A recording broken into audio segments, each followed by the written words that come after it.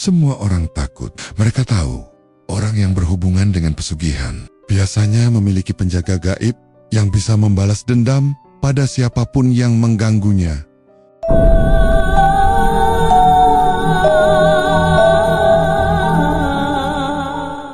Di sebuah desa kecil di Jawa Timur, hiduplah seorang lelaki paruh baya bernama Wargo sehari-hari. Ia berjualan tempe di pasar desa, menempati sudut lapak sederhana yang hanya ditutupi terpal biru lusuh. Tempenya dibungkus daun pisang seadanya, rasanya pun biasa saja. Tidak ada yang istimewa. Orang-orang sering lewat begitu saja tanpa membeli, apalagi di desa itu. Sudah banyak penjual tempe yang lebih berpengalaman dengan kualitas yang lebih baik. Hidup Wargo dan istrinya, Surti, berjalan sangat pas-pasan. Hasil jualan tempe hanya cukup untuk makan hari itu. Untuk biaya sekolah anak-anak, mereka sering menunggak. Bahkan listrik di rumah kecil mereka sudah beberapa kali hampir diputus. Karena menunggak tagihan, Wargo sering termenung di malam hari, memikirkan bagaimana nasib keluarganya ke depan. Namun, sebuah keanehan mulai terjadi. Suatu pagi di hari pasaran, Wargo membawa tempe ke lapaknya seperti biasa. Ia menata dagangan dengan wajah lelah. Sudah pasrah jika tidak ada yang membeli. Tapi anehnya, baru sebentar membuka lapak, dagangannya langsung diserbu pembeli. Orang-orang berebut, seperti ada yang mendorong mereka untuk membeli tempe milik Wargo. Dalam waktu singkat, semua tempenya ludes. Wargo yang terheran-heran hanya bisa tersenyum senang, menganggap itu sebagai keberuntungan semata. Isaknya, hal yang sama kembali terjadi. Tempenya selalu habis. Bahkan, banyak yang masih antre ketika dagangan sudah kosong. Pelanggan mulai berdatangan, tidak hanya dari desa itu saja, tapi juga dari desa lain. Orang-orang mulai memuji-muji tempe buatan Wargo, yang katanya rasanya gurih, padat, dan tidak mudah basi. Padahal, bahan-bahan yang digunakan sama saja dengan sebelumnya. Kacang kedelai biasa yang dibeli dari Tengkulak. Surti pun heran, karena ia yang setiap malam membantu membungkus tempe itu, merasa tidak ada yang berubah dari cara mereka membuatnya. Justru, ia sendiri merasa tempe itu terkadang agak berbau aneh sebelum digoreng. Tapi anehnya, para pembeli tetap memujinya enak. Sejak saat itu, kehidupan Wargo perlahan berubah. Ia bisa membayar hutang-hutangnya. Rumahnya mulai diperbaiki, sedikit demi sedikit. Anak-anaknya bisa kembali bersekolah dengan tenang. Tetangga yang dulu memandang rendah, kini sering memuji keberhasilan Wargo. Tapi justru dari sanalah mulai muncul bisik-bisik curiga. Pedagang lain di pasar merasa heran, mengapa hanya dagangan Wargo yang selalu laris manis, sementara tempe mereka banyak yang tidak terjual. Ada yang dayem-dayem memperhatikan. Mereka melihat tempe Wargo tetap segar, meski dibiarkan berjam-jam di udara terbuka. Sementara tempe milik pedagang lain cepat basi dan berlendir. Ada pula yang mengaku melihat cahaya aneh seperti asap tipis keluar dari lapak Wargo menjelang subuh ketika ia baru membuka dagangan. Semakin lama desas-desus itu berkembang. Jangan-jangan si Wargo itu ada pesugihannya, bisik seorang ibu penjual sayur pada temannya. Soalnya aneh, tempenya biasa saja, kok bisa seenak itu? Padahal aku pernah coba, rasanya gurih, tapi kok kayak ada rasa lain. Aku gak bisa jelasin, tambahnya sambil bergidik. Kecurigaan itu semakin kuat ketika suatu malam ada tetangga yang tidak bisa tidur karena mendengar suara gamelan samar dari arah rumah Wargo. Suara itu datang menjelang tengah malam, terdengar jelas seperti kendang, gong, dan suling yang mengalun pelan. Padahal rumah Wargo sangat sederhana dan jelas tidak memiliki gamelan. Tetangga itu bercerita kepada warga lain dan gosip semakin menyebar. Namun di balik semua kecurigaan itu, Wargo sendiri terlihat semakin berubah. Ia yang dulu sering mengeluh soal hidup, kini lebih banyak diam dan termenung. Pandangan matanya terkadang kosong, seolah memikirkan sesuatu yang tidak bisa dibagi kepada siapapun. Bahkan Surti pun sering mendapati suaminya berbisik sendiri di pojok dapur saat tengah malam, seakan berbicara dengan seseorang yang tidak terlihat. Ketika ditanya, Wargo hanya tersenyum datar dan berkata sedang melafalkan doa. Surti tidak berani banyak bertanya, karena takut menyinggung perasaan suaminya. Di pasar, pembeli tetap membludak. Ada yang sampai berdesakan hanya untuk mendapatkan beberapa potong tempe Wargo.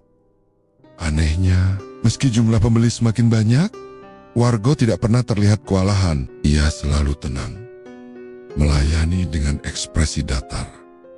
Tidak banyak bicara. Beberapa pelanggan yang memperhatikan dengan saksama mengaku melihat sesuatu yang aneh di balik tubuhnya. Ada yang bilang melihat bayangan hitam tinggi berdiri tepat di belakang Wargo, seakan-akan ikut menjaga lapaknya. Tapi ketika ditoleh lebih lama, bayangan itu menghilang. Salah seorang pemuda desa yang penasaran mencoba membeli tempe Wargo, lalu dibawa pulang untuk dimasak bersama keluarganya. Ketika digoreng, tempe itu mengeluarkan aroma harum yang menggoda. Namun, pemuda itu merasa ada bau anyir samar, mirip darah. Meski begitu, setelah dimakan, rasanya benar-benar lezat. Mereka pun memakannya sampai habis. Tapi malamnya, pemuda itu bermimpi buruk. Ia melihat dirinya berada di tengah pasar yang sepi. Lapak-lapak kosong. Hanya ada satu lapak tempe dengan Wargo berdiri di sana, tersenyum datar. Saat ia mendekat, tempe-tempe itu berubah menjadi potongan tubuh manusia berlumuran darah. Pemuda itu berteriak ketakutan dan terbangun dengan tubuh penuh keringat dingin. Esoknya, ia menceritakan mimpi itu pada teman-temannya. Awalnya mereka menertawakan, tapi lama-lama banyak orang mengaku mengalami mimpi serupa setelah makan tempe Wargo. Anehnya, meski diganggu mimpi buruk, mereka tetap ingin membeli tempe itu karena rasanya tidak bisa dilupakan. Semakin hari, semakin banyak kejanggalan yang terjadi. Beberapa pedagang yang iri mencoba mengikuti resep tempe Wargo. Namun, hasilnya tetap biasa saja. Ada yang bahkan mencoba mencuri satu ikat tempe dari lapaknya untuk diperiksa, tapi setelah dibawa pulang, tempe itu mendadak busuk dalam semalam dan mengeluarkan bau menyengat seperti bangkai. Sejak saat itu, tidak ada lagi yang berani macam-macam. Warga mulai meyakini bahwa ada sesuatu yang menjaga Wargo dan dagangannya.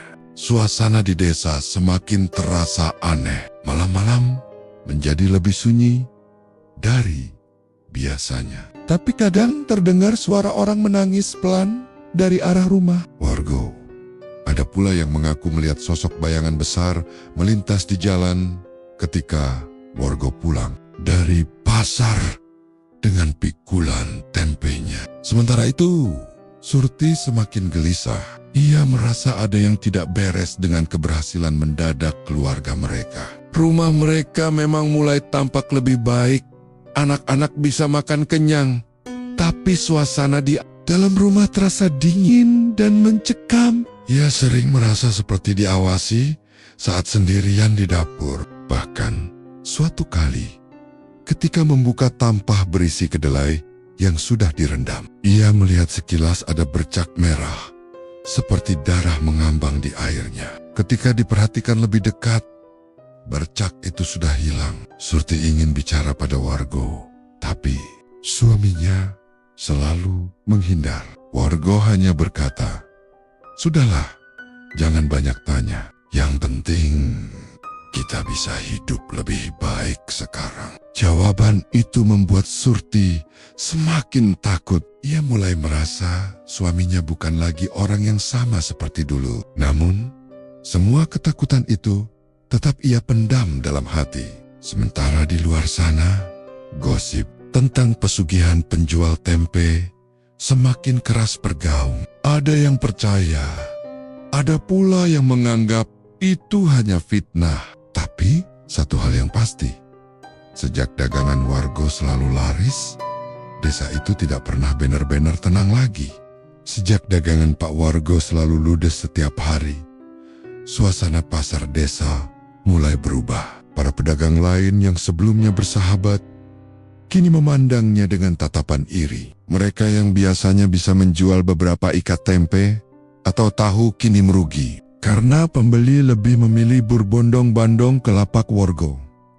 Tidak hanya itu, bahkan para penjual lauk, sayur, dan bumbu juga ikut terkena imbasnya. Sebab sebagian pembeli merasa cukup membeli tempe dari Wargo, lalu langsung pulang ketidakpuasan. Itu perlahan berubah menjadi bisik-bisik curiga. Setiap kali ada kesempatan, para pedagang berkumpul di pojok pasar, berbisik sambil melirik ke arah lapak Wargo yang ramai. Kowe orang rasa ke aneh tuh, tempe iku kok aiso seger terus. Padahal panas begini. Bisik salah seorang ibu penjual sayur. Yo, aku yakin tempe Wargo iku tempe biasa. Wong aku nyoba tuku pas tak masak kok enak tenan. Tapi rasane kayak ana sing beda karenia len. Timpal penjual ikan dengan wajah serius. Aku ora peduli enak opo ora. Sing jelas dagangan. Awak dewe dadi sepi gara-gara deweke. Aku curiga. Ojo-ojo, Wargo kui wis nyambat, sahut seorang bapak tua, penjual tahu dengan suara ditekan. Kata nyambat langsung membuat beberapa orang terdiam. Itu adalah istilah halus yang sering dipakai orang Jawa untuk menyebut seseorang yang memanggil makhluk gaib atau melakukan pesugihan. Sejak kata itu muncul, gosip mulai merebak semakin liar. Tidak ada yang berani menuduh langsung, tapi setiap orang mulai percaya bahwa ada sesuatu yang tidak wajar pada keberhasilan Wargo. Gosip itu semakin kuat ketika seorang tetangga bernama Lasmi bersumpah melihat sesuatu yang aneh. Malam itu, ketika ia pulang dari hajatan sekitar pukul 11 malam, ia melihat bayangan seseorang melintas menuju jalan setapak yang mengarah ke hutan keramat di pinggir desa. Karena penasaran, ia mengikuti dari kejauhan. Di bawah cahaya bulan pucat, Lasmi bisa melihat jelas bahwa orang itu adalah Wargo. Ia membawa sebuah bungkusan besar, sepertinya berisi makanan. Wargo berjalan tergesa dengan wajah datar, tanpa menoleh ke kanan atau kiri. Ia berhenti di depan pohon beringin tua yang sudah terkenal angker sejak lama, lalu meletakkan bungkusan itu di tanah. Lasmi ingin mendekat lebih dekat, tapi tiba-tiba ia mendengar suara lirih seperti dengungan yang datang dari arah pohon beringin. Bulu kuduknya berdiri, kakinya mendadak lemas, sehingga ia hanya bisa bersembunyi di balik semak. Dari tempat itu, ia melihat Wargo duduk bersila, menunduk, lalu seperti berbicara sendiri. Tak lama kemudian, ia melihat bayangan hitam tinggi besar, berdiri di belakang Wargo, samar-samar, namun jelas bukan bayangan manusia. Saking takutnya, Lasmi langsung lari pulang tanpa berani menoleh lagi. Keesokan paginya, ia menceritakan kejadian itu pada beberapa tetangga dekat. Awalnya, mereka tidak percaya. Tapi setelah mendengar keseriusan Lasmi, gosip itu pun semakin meledak. Kini, orang-orang tidak lagi sekadar berasumsi, melainkan yakin bahwa Wargo benar-benar melakukan pesugihan dengan penunggu hutan keramat. Sejak gosip itu merebak, suasana desa berubah semakin mencekam. Warga mulai sering mendengar suara-suara aneh di sekitar rumah Wargo. Beberapa orang yang rumahnya berdekatan mengaku mendengar suara gamelan halus mengalun dari arah rumahnya setiap tengah malam. Suaranya samar, tapi jelas iramanya seperti suara kendang dan gong yang bergema jauh. Ada juga suara sinden lirih yang kadang terdengar, membuat bulu kuduk berdiri. Padahal, tidak ada satupun gamelan di rumah Wargo. Bahkan, rumah itu terlalu sempit untuk menyimpan peralatan musik sebesar itu. Seorang bapak yang rumahnya tak jauh dari Wargo pernah nekat mengintip dari balik jendela ketika mendengar suara gamelan. Ia melihat bayangan-bayangan hitam bergerak di dalam rumah Wargo, seperti sedang menari. Tapi anehnya, bayangan itu tidak memiliki wujud tubuh yang jelas, hanya gumpalan hitam berwujud manusia. Ia langsung menutup jendela ropit-ropit karena takut kalau sampai ketahuan. Sementara itu, Surti semakin resah dengan semua kejanggalan. Ia sering mendapati suaminya pulang larut malam dengan baju bau tanah. Kadang, Wargo langsung masuk ke dapur, mencuci tangan lama sekali, seolah membersihkan sesuatu yang menempel. Surti pernah diam-diam mengikutinya, tapi selalu gagal karena Wargo terlalu berhati-hati. Rasa curiga itu semakin besar ketika suatu malam ia mendengar suara lirih seperti orang bercakap di belakang rumah. Ia mengintip lewat celah papan dinding dan samar-samar melihat Wargo duduk bersila dengan beberapa potong tempe di hadapannya. Di hadapan Wargo ada sesosok bayangan hitam tinggi dengan kepala besar, tampak seperti binatang, tapi tidak jelas wujudnya. Suara lirih terdengar, tapi Surti tidak bisa memahami kata-katanya. Jantungnya berdegup kencang, kakinya gemetar. Ayah Buro menutup mulut agar tidak menjerit, lalu berlari masuk ke kamar. Sejak malam itu, Surti tidak pernah lagi berani mengintip kegiatan suaminya. Ia hanya bisa berdoa agar semua baik-baik saja. Namun, doa itu terasa hampa, sebab setiap malam suara gamelan tetap terdengar. Anak-anak mereka pun mulai sering terbangun, ketakutan, mengaku mendengar suara tangisan perempuan dari luar jendela. Bahkan, anak bungsu mereka pernah bercerita bahwa ada sosok hitam besar duduk di sudut kamar, menatapnya tanpa mata. Anak itu demam tinggi setelahnya dan butuh berhari-hari untuk pulih. Para tetangga pun semakin yakin kalau rumah Wargo sudah tidak lagi dihuni manusia saja. Beberapa orang tua melarang anak-anak mereka bermain dekat rumah itu. Bahkan ada yang mulai menolak membeli tempe dari Wargo, meski rasanya enak karena takut terkena bala. Tapi anehnya, meski sebagian menjauh, tetap saja banyak orang dari luar desa yang terus berdatangan. Mereka seperti tidak peduli dengan gosip, bahkan rela antre panjang hanya untuk membeli tempe Wargo. Dagangan tetap ludes, uang terus mengalir. Wargo sendiri tidak pernah menanggapi gosip itu. Ia tetap melayani pembeli dengan wajah datar jurang Baikara, hanya sesekali tersenyum tipis, yang justru membuat orang semakin merinding. Tatapan matanya sering kosong, seolah pikirannya berada di tempat lain. Para pedagang semakin yakin hanya pesugihan yang bisa menjelaskan semua ini. Suasana desa semakin tidak tenang. Setiap malam, udara terasa lebih dingin dari biasanya. Suara-suara gaib makin sering terdengar. Beberapa orang mulai bermimpi buruk setelah membeli tempe Wargo. Mereka bermimpi didatangi sosok tinggi besar dengan wajah menyerupai kerbau yang hanya berdiri di ujung ranjang menatap tanpa berkedip. Saat terbangun, tubuh mereka basah oleh keringat dan tidak bisa bergerak selama beberapa detik. Mimpi itu berulang kali terjadi pada orang yang berbeda, membuat warga semakin yakin kalau Wargo sudah mengikat perjanjian dengan sesuatu yang mengerikan. Namun, meski gosip makin liar, tidak ada yang berani menegur langsung.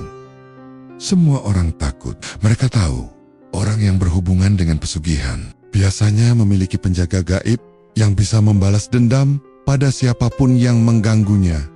Jadi, mereka hanya bisa berbisik di belakang, sambil berharap tidak ada bala yang menimpa desa. Tapi dalam hati kecil mereka, semua orang tahu bahwa awal dari bencana sudah dimulai.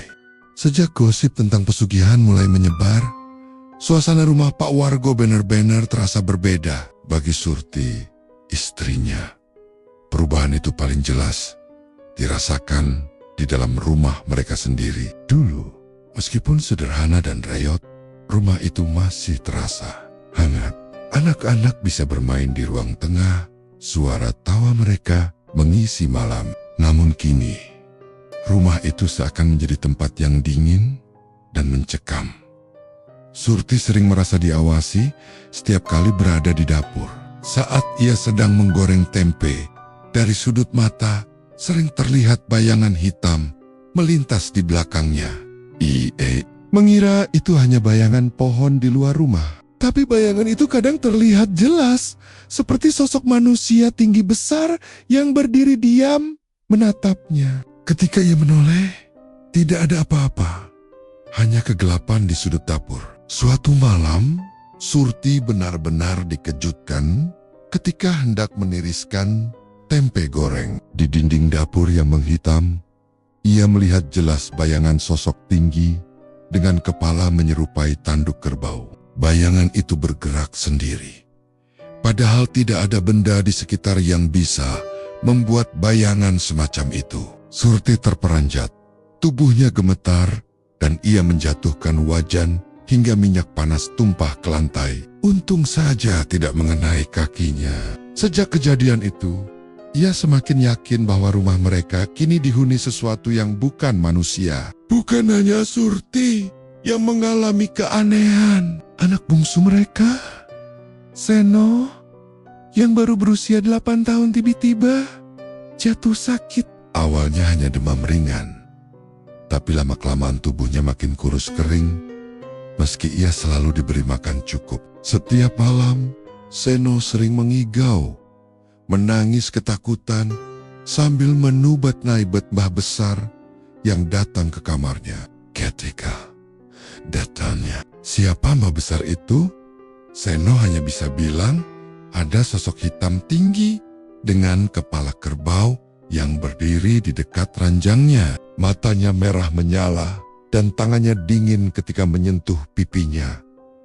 Surti langsung merinding mendengarnya. Ia tahu anak sekecil itu tidak mungkin berbohong dengan cerita yang sedetail itu. Ia ingin membawa Seno ke dokter, tapi Wargo menolak. Katanya sakit itu hanya hal biasa dan akan sembuh sendiri. Namun hari demi hari, kondisi Seno tidak membaik. Kulitnya pucat, matanya cekung, dan ia semakin lemas hingga sulit berdiri. Surti hanya bisa menangis setiap malam, berdoa, sambil mendekap tubuh anaknya yang panas dingin. Tapi setiap kali ia menangis, ia merasa ada suara lain yang ikut menangis di luar rumah. Tangisan lirih seorang perempuan terdengar jelas dari belakang rumah mereka. Suaranya sayup, kadang seperti mendesah, kadang seperti meraung kesakitan. Tetangga yang datang berkunjung pun mendengar suara itu. Seorang ibu tetangga yang kebetulan mengantarkan makanan mendadak pucat ketika duduk di ruang tamu. Berbesek. Pada Surti, Mbak, aku barusan dengar suara nangis dari belakang. Kayak suara perempuan tapi kok on serak dan dalam sekali. Surti terdiam. Wajahnya pucat pasi. Ia tahu suara itu bukan hanya ia yang mendengar. Bahkan anak sulung mereka yang sudah remaja pernah mengaku mendengar suara langkah kaki di dapur tengah malam.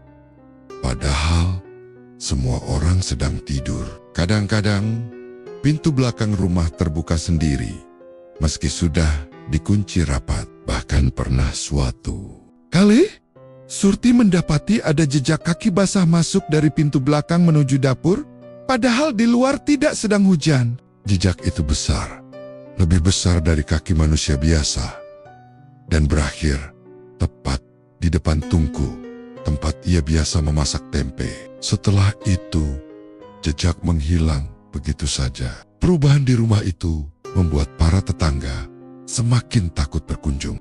Jika dulu rumah Wargo sering ramai karena Surti suka menjamu orang dengan gorengan tempe, kini rumah itu lebih sering sepi. Orang hanya datang sekadar membeli tempe, lalu cepat-cepat pergi tanpa ingin berlama-lama. Mereka takut mendengar suara tangisan aneh atau melihat sesuatu yang tidak seharusnya terlihat. Namun, gosip semakin keras beredar. Ada yang bilang suara tangisan itu berasal dari roh perempuan yang dijadikan tumbal pesugihan Wargo. Ada juga yang bilang itu suara arwah orang yang mati penasaran di hutan keramat, tempat Wargo sering membawa sesajen. Apapun kebenarannya, semua sepakat bahwa rumah Wargo kini sudah bukan rumah biasa. Surti semakin tertekan. Ia ingin sekali menanyakan semua ini kepada Wargo, tapi setiap kali membuka mulut, suaminya selalu marah. Kowe, ojo akeh ngomong. Surti! Opo kowe ora seneng? Saiki uripmu? Luwih enak anake aiso sekolah, awakmu aiso mangan ware. Opo kowe pengin bali ngono maneh? Susah, utang, dihina wong-wong. Bentak Wargo suatu malam dengan mata melotot. Surti terdiam, ketakutan. Ia melihat wajah suaminya seperti bukan lagi wajah yang ia kenal. Tatapannya dingin, sorot matanya kosong, namun penuh amarah. Sejak saat itu, Surti tidak berani lagi membicarakan hal-hal aneh di rumah. Ia hanya bisa memendam ketakutan sendiri, sambil terus berdoa agar anaknya bisa selamat. Namun ketakutan itu semakin nyata. Pada suatu malam yang sunyi, Surti terbangun karena mendengar suara gamelan samar lagi. Ia keluar kamar, melangkah pelan, menuju dapur. Saat itu bulan purnama menyinari pekarangan belakang. Dari jendela dapur, ia melihat sesosok perempuan berambut panjang dengan kain putih lusuh berdiri membelakanginya. Sosok itu menangis terseduh-seduh, bahunya berguncang. Surti hampir berteriak, tapi ia menahan napas. Perlahan, perempuan itu menoleh. Wajahnya penuh luka, matanya kosong, dan mulutnya terbuka lebar, mengeluarkan suara jeritan panjang. Surti langsung jatuh terduduk sambil menutup mulut agar tidak menjerit. Ketika ia kembali menoleh, sosok itu sudah hilang.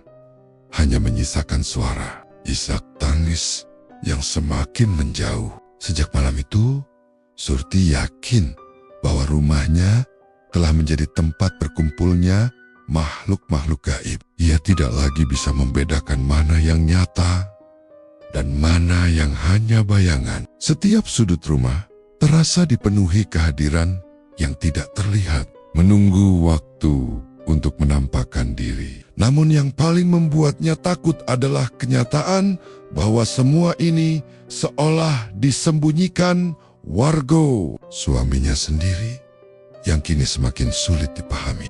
Nama tempe Pak Wargo semakin melejit. Orang-orang dari desa tetangga hingga pedagang kota kecil di Jawa Timur mulai berdatangan ke pasar hanya untuk membeli tempenya. Anehnya, meski gosip pesugihan sudah menyebar luas, pembeli tetap saja ramai. Mereka seperti terhipnotis oleh rasa tempe itu, tidak peduli dengan bisikan aneh yang beredar. Namun, sejak beberapa minggu terakhir, beberapa pelanggan setia mulai menyadari sesuatu yang janggal. Ketika tempe itu baru saja digoreng, aromanya memang harum menggoda. Tapi, jika dihidu lebih dalam, ada aroma samar yang menyerupai darah anyir, seperti bau besi berkarat yang menusuk hidung. Aneh sekali, karena meski tercium bau itu, rasa tempenya justru semakin gurih dan membuat ketagihan. Orang-orang yang mencoba menjelaskan keanehan itu pun bingung, karena lidah mereka tidak bisa menolak. Seakan rasa enak tempe itu mampu menutupi semua kejanggalan baunya. Suatu hari, seorang pemuda desa bernama Rinto membeli beberapa potong tempe Wargo. Ia sebenarnya sudah mendengar gosip menyeramkan, tapi rasa penasaran membuatnya tetap membeli. Di rumah, ia menggoreng tempe itu dan memakannya sendiri. Beberapa suap. Kepalanya mendadak pusing. Dunia seakan berputar. Matanya gelap. Lalu ia jatuh pingsan di lantai dapur. Keluarganya panik, berusaha menyadarkannya. Butuh hampir setengah jam hingga akhirnya Rinto siuman. Tapi yang ia ceritakan setelah itu membuat seluruh keluarganya merinding. Dalam keadaan pingsan, Rinto bermimpi berada di sebuah ruangan gelap yang lembab. Bau busuk menusuk hidung, seperti daging busuk yang lama membusuk. Saat matanya menyesuaikan dengan kegelapan, ia menyadari bahwa ia sedang dikelilingi banyak sosok. Mereka berdiri kaku, tubuh mereka kurus, kulit pucat kebiruan, dan wajah mereka ditutupi kain putih lusuh, seperti mayat yang baru dikebumikan. Namun mereka tidak berbaring, melainkan berdiri tegak mengelilinginya, dengan kepala yang perlahan menoleh ke arahnya. Dari balik kain putih itu, terdengar suara desahan dan erangan lirih. Seakan mereka semua menangis tanpa air mata. Rinto berusaha berlari, tapi tubuhnya kaku. Sosok-sosok itu makin mendekat.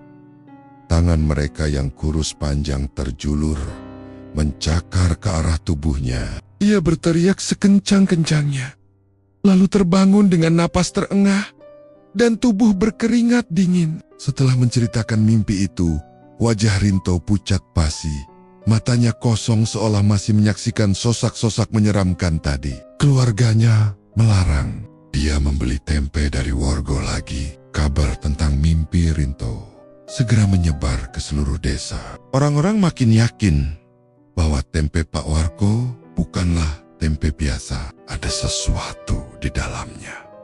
Sesuatu yang tidak terlihat dengan mata manusia. Beberapa orang yang mencoba berhenti membeli justru mengalami hal aneh. Mereka yang sudah terbiasa makan tempe itu merasa tubuhnya lemas, seperti orang sakau, dan tidak bisa tidur nyenyak. Mereka gelisah, terbayang-bayang rasa tempe yang gurih di lidah, seakan tubuh mereka menuntut untuk kembali memakannya. Hingga akhirnya mereka kembali membeli. Meski takut, saat kembali menyantapnya, tubuh mereka terasa segar. Tapi mimpi buruk segera menghantui malam mereka. Ada yang bermimpi melihat dirinya digiring masuk ke pasar gelap penuh mayat hidup yang menjajakan makanan. Ada pula yang bermimpi tubuhnya sendiri dipotong-potong dan dijadikan tempe yang kemudian dijual oleh Worgo.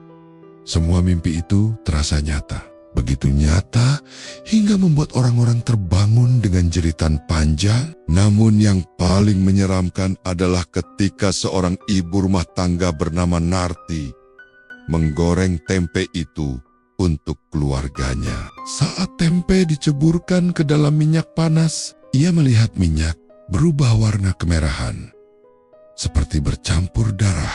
Bau anyir semakin kuat, membuat ia hampir muntah. Tapi suaminya yang sedang lapar justru tak peduli. Ia memakan tempe itu dengan lahap, Bahkan mengatakan rasanya lebih nikmat dari sebelumnya. Malam itu, suaminya bermimpi berdiri di tengah sawah dengan tubuh penuh belatung. Sementara dari kejauhan ia melihat Worgo tersenyum dingin sambil memikul tampah berisi potongan tubuh manusia. Ia terbangun dengan tubuh penuh keringat dingin dan anehnya, mulutnya berbau anyir seperti darah. Gosip semakin menguat. Ada yang bilang tempe itu diolah dengan campuran darah manusia sebagai syarat pesugihan. Ada juga yang percaya bahwa setiap potong tempe mengandung roh orang yang dijadikan tumbal. Itulah sebabnya orang yang memakannya bisa mengalami mimpi buruk seolah dikejar arwah. Para pedagang lain semakin yakin bahwa Worgo memang tidak lagi manusia biasa. Ada yang berani bersumpah. Melihat wajah Worgo sesekali berubah ketika melayani pembeli. Dari keyohan, ia terlihat biasa saja. Tapi jika diperhatikan dengan seksama, wajahnya seolah tertutup bayangan hitam dengan mata merah menyala sesaat sebelum kembali normal. Surti, istrinya, pun mulai merasakan keanehan lebih dalam. Pernah mencoba memasak tempe itu tanpa sepengetahuan Wargo, lalu memakannya sedikit. Sejurus kemudian, ia merasa lidahnya pahit parut Niam Mawel, dan ia hampir muntah.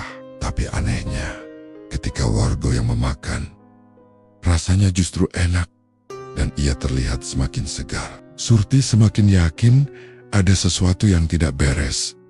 Namun, rasa takut pada suaminya membuat ia hanya bisa diam. Malam-malam di rumah mereka semakin dipenuhi suara aneh. Tangisan perempuan, derap langkah kaki di dapur, hingga suara gamelan yang semakin jelas. Kadang Surti terbangun karena mendengar suara anak-anak kecil tertawa, padahal semua anaknya sedang tidur pulas. Ia pernah memberanikan diri keluar kamar dan melihat sekilas di ruang tamu ada banyak sosok hitam duduk berjejer seperti sedang menunggu sesuatu. Tapi ketika ia mengedipkan mata, semuanya hilang. Kejadian paling mengejutkan terjadi ketika seorang pembeli dari luar desa, seorang pedagang beras, datang membeli tempe Wargo dalam jumlah besar. Ia membawanya pulang ke rumah, tapi sejak itu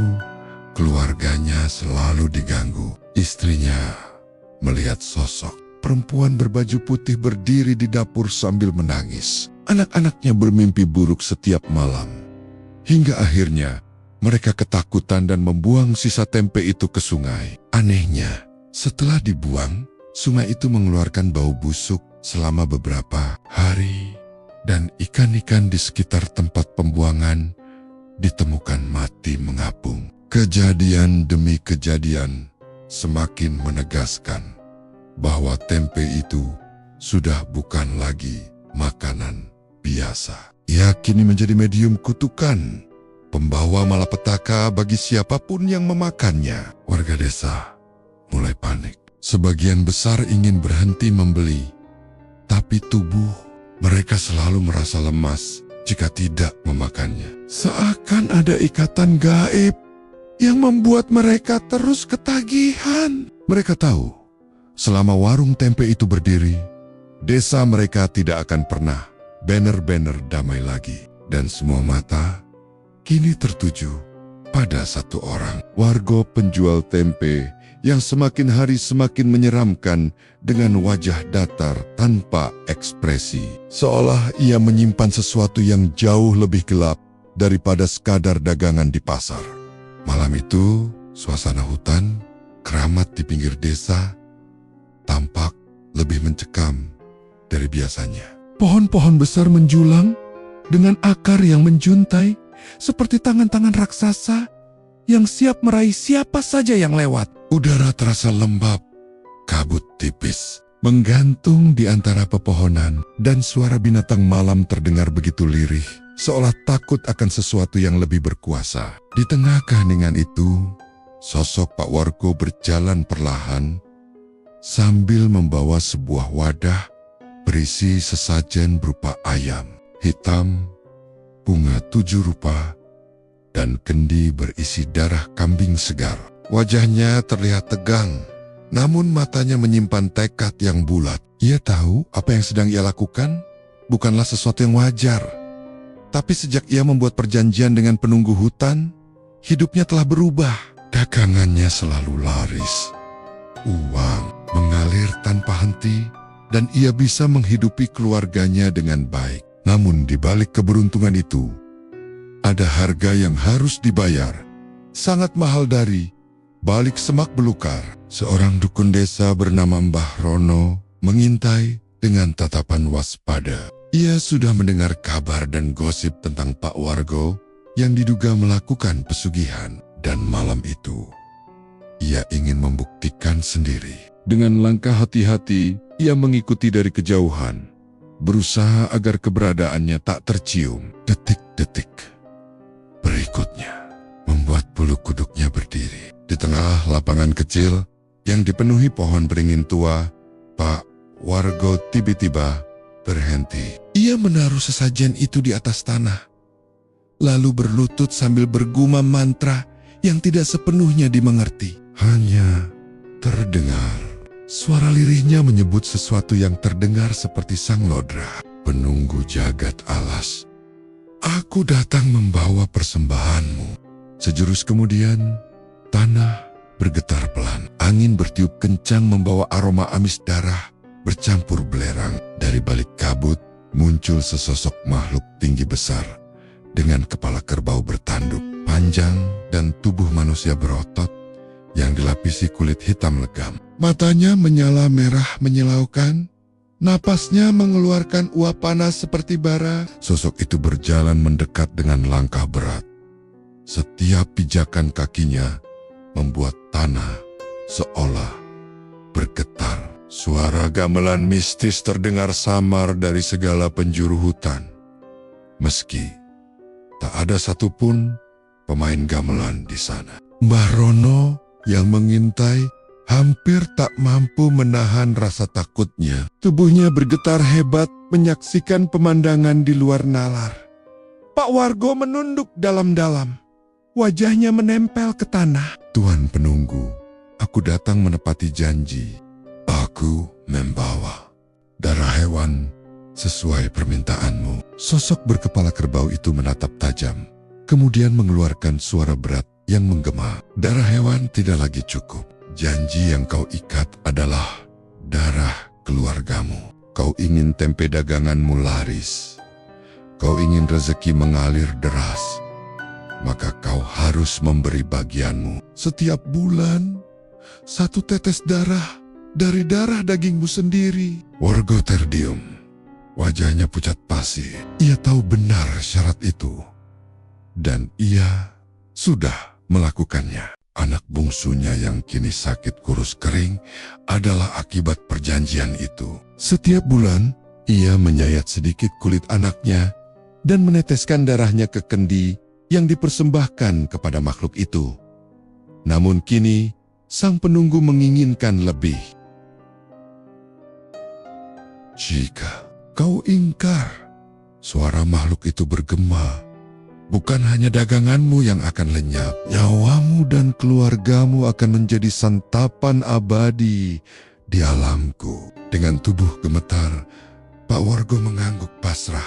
Ia menaruh kendi berisi darah kambing, lalu menyelipkan sebilah pisau kecil di tangannya. Dengan wajah penuh rasa bersalah, ia menyayat telapak tangannya sendiri, hingga darah menetes ke tanah bercampur sesajen. Makhluk itu menghirup aroma darah tersebut dengan rakus. Suaranya menggeram penuh kepuasan. Baik, aku terima. Ingat, bulan depan aku ingin lebih. Jika kau lalai, kau tahu akibatnya. Setelah berkata demikian, sosok itu lenyap kembali ke dalam kabut, meninggalkan aroma busuk dan hawa dingin menusuk tulang.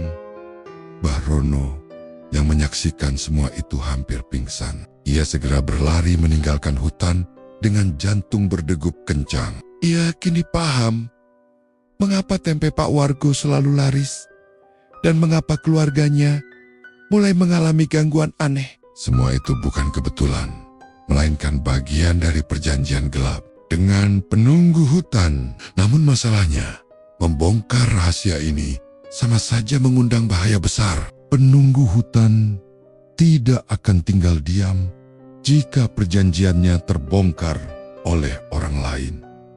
Sementara itu, di rumah Pak Wargo, Bu Surti semakin sering mendengar suara aneh di dapur. Malam itu ketika ia sedang menyiapkan bahan tempe, ia melihat sekelebat bayangan hitam berdiri di sudut ruangan. Bayangan itu perlahan membesar dan menyerupai sosok berkepala kerbau. Bu Surti menjerit ketakutan, namun sekejap sosok itu menghilang. Ia mendatangi suaminya dengan wajah pucat, memaksa Wargo untuk menjelaskan apa yang sebenarnya sedang terjadi. Namun Wargo hanya diam, matanya kosong, seolah pikirannya sedang dikendalikan oleh sesuatu yang lebih kuat. Sejak saat itu, setiap kali Wargo pulang dari hutan, tubuhnya seperti berubah. Tatapannya dingin, Suaranya berat dan ia sering murung duduk sendirian di ruang tengah. Anak-anaknya semakin ketakutan melihat perubahan ayah mereka. Bahkan tetangga yang berkunjung pernah melihat mata Worko sesaat berubah merah menyala ketika marah, membuat mereka enggan lagi mendekat. Perlahan namun pasti, aroma kematian mulai menyelimuti rumah itu. Kabar tentang Worgo makin menyebar. Orang-orang desa mulai yakin bahwa ia benar-benar melakukan pesugihan. Beberapa bahkan berkata bahwa mereka melihat Worgo berjalan di pasar ditemani bayangan hitam besar yang hanya bisa dilihat oleh orang-orang tertentu. Sementara itu, dagangannya justru makin laris. Tempe buatannya tak pernah basi, selalu turosa, gurih, dan bahkan beberapa orang mengaku ketagihan seperti candu. Namun setiap gigitan tempe itu seakan ada rasa anyir darah yang samar menempel di lidah. Orang-orang tetap membeli. Meski dengan hati diliputi rasa takut, Mbah Rono akhirnya memberanikan diri menemui Bu Surti secara diam-diam. Ia menceritakan apa yang dilihatnya di hutan. Bu Surti menangis histeris. Tak menyangka suaminya tega menjual darah keluarga demi dagangan. Namun, kini sudah terlambat. Ikatan itu terlalu kuat untuk diputuskan begitu saja. Jika ingin membebaskan diri, diperlukan ritual yang jauh lebih berbahaya dan risiko nyawa menjadi taruhan. Sejak malam itu, suara gamelan mistis terdengar semakin keras dari rumah Pak Wargo setiap tengah malam. Tetangga yang melintas sering melihat asap hitam keluar dari atap rumah, bercampur dengan bau anyir yang menusuk. Di dalam rumah, Bu Surti hanya bisa berdoa, sementara Anokanania terus diganggu makhluk tak kasat mata, dan Wargo semakin larut dalam jerat perjanjian yang ia buat sendiri, tanpa tahu bahwa jalan keluar yang menantinya hanyalah darah dan kematian. Suasana desa mendadak mencekam ketika kabar kematian anak sulung Pak Wargo menyebar. Tubuhnya ditemukan terbaring kaku di dalam kamar. Kulit membiru dan wajahnya pucat seperti kehabisan darah. Tidak ada tanda luka atau bekas gigitan, hanya seolah ada sesuatu yang mengisap seluruh energi hidupnya. Warga berdatangan, berbisik-bisik dengan raut wajah takut. Ini bukan kematian biasa, ujar seorang ibu tua dengan suara bergetar, seperti korban tumbal pesugihan yang paling membuat bulu kuduk merinding. Pada malam itu, beberapa orang mengaku mendengar suara ringkikan hewan bercampur tangisan anak kecil dari arah rumah Pak Wargo. Namun, keesokan harinya, warung tempe Pak Wargo justru semakin ramai. Pelanggan dari luar desa berdatangan, seakan tidak peduli dengan berita duka yang menimpa keluarga itu. Mereka malah semakin ketagihan dengan tempe goreng yang konon punya rasa gurih berbeda. Bu Surti, istri Pak Wargo, hanya bisa menahan tangis. Ia mulai menghubungkan semua kejadian bayangan hitam di dapur, suara gamelan mistis tengah malam, hingga kematian putranya. Hatinya berteriak bahwa suaminya menyimpan rahasia kelam di malam yang sunyi ketika Pak Wargo keluar rumah dengan membawa kendi berisi cairan merah. Bu Surti mengintip dari balik jendela. Wajah suaminya terlihat dingin, tanpa ekspresi. Matanya kosong, seperti bukan manusia lagi. Hatinya semakin yakin kematian anaknya adalah bagian dari perjanjian gelap yang telah dibuat suaminya. Namun lidahnya keluh. Rasa takut menahan dirinya. Ia hanya bisa berdoa dalam hati, berharap semua itu segera berakhir meski ia tahu tumbal berikutnya bisa saja dirinya atau anak bungsunya. Sejak kabar beredar bahwa keluarga dari kota diganggu, makhluk hitam setelah membeli tempe Pak Wargo, suasana desa semakin mencekam. Orang-orang mulai membicarakan tempe itu bukan hanya sebagai makanan, melainkan sebagai pembawa kutukan. Malam-malam di desa menjadi lebih sunyi dari biasanya. Angin berhembus membawa aroma aneh, seperti bau kedelai basi bercampur darah segar. Orang-orang yang masih nekat membeli tempe itu mengaku setiap kali mereka tidur, selalu muncul mimpi buruk yang sama. Tubuh mereka sendiri membusuk, kulit mengelupas, dan wajah mereka berubah seperti tempe yang penuh jamur putih. Seorang pembeli dari luar desa bahkan bercerita dengan mata merah ketakutan. Ia berkata, "Aku melihat diriku sendiri duduk di meja makan, tapi tubuhku sudah hancur, berbau busuk, dan di sebelahku ada Pak Wargo." Tersenyum lebar, matanya hitam kosong. Setelah pengakuan itu, ia tidak pernah terlihat lagi di desa. Orang bilang, ia masuk rumah sakit jiwa karena tak berhenti menjerit setiap malam. Di desa sendiri, warga yang pernah memakan tempe itu sering mendengar suara aneh di sekitar rumah mereka, suara langkah kaki berat, seperti hewan besar, kadang diiringi bau anyir darah. Bahkan, ada yang melihat bayangan hitam berdiri di depan pintu, memandangi mereka berjam-jam tanpa bergerak.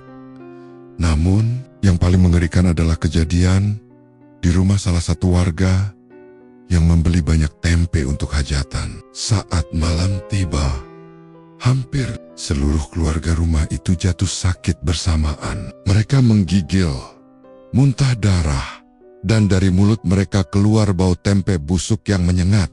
Orang-orang percaya bahwa kutukan itu semakin kuat jika tempe tersebut dibagi dan dimakan banyak orang sekaligus. Meski begitu, warung Pak Wargo tetap tidak pernah sepi. Aneh, setiap malam selalu saja ada pembeli dari jauh yang datang, seolah mereka ditarik oleh sesuatu yang tak terlihat.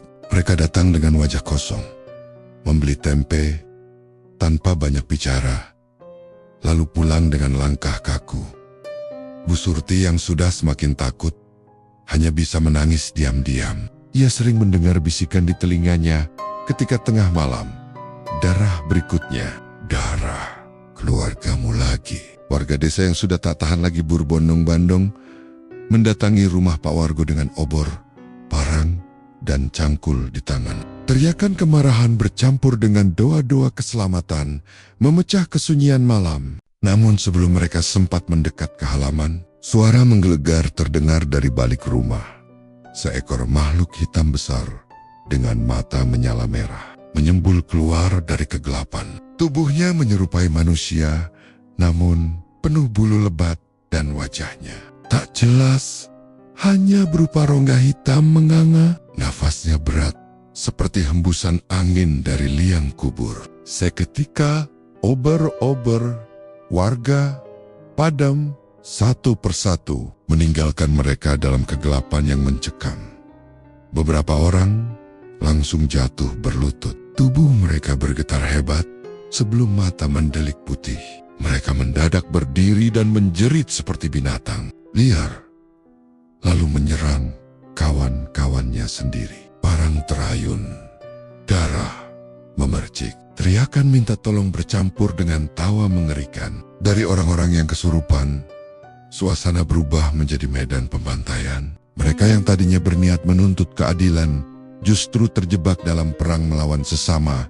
Di tengah kekacauan itu, muncullah Ki Jatmiko, dukun desa yang sejak lama sudah memperingatkan warga soal pesugihan Pak Wargo. Ia menancapkan tongkat kayu, yati ke tanah, lalu menaburkan kembang 7 rupa yang ia bawa dalam kain putih. Mantranya meluncur lantang, menusuk ke dalam pekat malam. Seketika, angin kencang berputar, menyapu pekarangan rumah Pak Wargo. Makhluk hitam penjaga rumah itu meraung keras. Tubuhnya seperti terbakar cahaya dari dupa yang dibakar Ki Jatmiko. Warga yang kesurupan mulai terjatuh satu persatu.